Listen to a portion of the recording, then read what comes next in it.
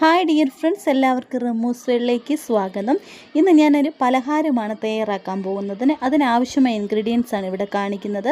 നമുക്കതിന് ഗോതമ്പ് പൊടി ആവശ്യമായിട്ടുണ്ട്. പിന്നെ നമുക്ക് ആവശ്യമായിട്ടുള്ളത് തേങ്ങ വേണം, തേങ്ങ അതുപോലെ തന്നെ ജീരകം വേണം, അതുപോലെ നമുക്ക് ശർക്കര പാനി ആവശ്യമായിട്ടുണ്ട്. പിന്നെ നമുക്ക് ഏലക്കാപ്പൊടിയും കൂടാണ് ആവശ്യമായിട്ടുള്ളത്. തേങ്ങ നമ്മളിവിടെ തേങ്ങാപ്പാലായിട്ട് എടുക്കണം. തേങ്ങാപ്പാൽ എടുക്കുമ്പോൾ ആ തേങ്ങയിൽ നമ്മൾ ജീരകവും അതുപോലെ ഏലക്കായും കൂടെ ചേർത്തിട്ട് തേങ്ങാപ്പാൽ എടുക്കണം. തേങ്ങാപ്പാലും ശർക്കരപ്പാനിയും ചേർത്ത് നന്നായിട്ട് മിക്സ് ചെയ്യണം. ഗോതമ്പ് പൊടിയിലേക്ക് നമ്മൾ ശർക്കരപ്പാനി ഒഴിച്ച് നന്നായിട്ട് മിക്സ് ചെയ്യണം.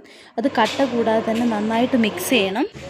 ഇനി നമുക്ക് അതിലേക്ക് തേങ്ങാപ്പാലും കൂടെ ചേർത്ത് നന്നായിട്ട് മിക്സ് ചെയ്യണം. മിക്സ് ചെയ്യുമ്പോൾ ഒരിക്കലും കട്ട കെട്ടാനായിട്ട് പാടില്ല, നല്ല കൺസിസ്റ്റൻസി ആയിട്ട് കിട്ടണം. ഇനി നമുക്കൊരു പ്ലേറ്റ് എടുത്ത് അതിലേക്ക് നെയ്യോ അല്ലെങ്കിൽ ഓയിലും കൂടെ തൂത്ത് കൊടുക്കണം. ഇനി നമുക്ക് ഒരു ഇഡലിത്തട്ടോ അല്ലെങ്കിൽ സ്റ്റീമറോ എടുത്തിട്ട് ആ പ്ലേറ്റിലേക്ക് ഈ കൺസിസ്റ്റൻസി ഒഴിച്ചതിന് ശേഷം നമ്മൾ ഇഡലി പാത്രത്തിലാക്കി നന്നായിട്ട് അടച്ച് വെച്ച് ഒരു 10-15 അല്ലെങ്കിൽ 20 മിനിറ്റ് വരെ നമുക്ക് ഇതൊന്ന് വേകാനായിട്ട് വെച്ച് കൊടുക്കാം. ഇടയ്ക്ക് ഞാനൊന്ന് തുറന്ന് നോക്കിയായിരുന്നു, അപ്പോൾ കുറച്ചും കൂടെ ഒന്ന് അത് റെഡി ആകാനായിട്ടുണ്ടായിരുന്നു.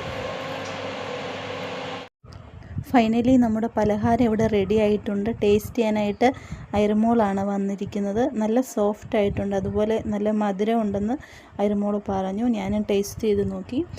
നമുക്ക് മോർണിംഗിലോ അതോ ഇല്ലെങ്കിൽ ഈവനിങ്ങിലോ ഒക്കെ തയ്യാറാക്കാം. കുട്ടികൾക്കും മുതിർന്നവർക്കും ഒരുപോലെ ഇഷ്ടപ്പെടുന്ന ഈ പലഹാരം ഇത് നമുക്ക് ഗോതമ്പ് പൊടി അല്ലെങ്കിൽ അരിപ്പൊടി കൊണ്ടും തയ്യാറാക്കാവുന്നതാണ്. വളരെ കുറച്ച് ടൈം മാത്രം മതി, വളരെ കുറച്ച് ഇൻഗ്രീഡിയൻസ് മാത്രം മതി.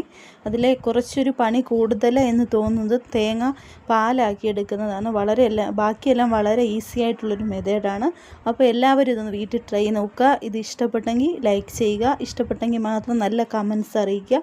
നിങ്ങൾക്ക് ഫ്രണ്ട്സുമായിട്ട് ഈ വീഡിയോസ് ഷെയർ ചെയ്യണമെന്നുണ്ടെങ്കിൽ ഷെയർ ചെയ്യുക. അപ്പോൾ മറ്റൊരു മനോഹരമായ വീഡിയോയുമായി വീണ്ടും കാണാം. അതുവരേക്കും എല്ലാവർക്കും ബൈ ബൈ. ഓക്കെ.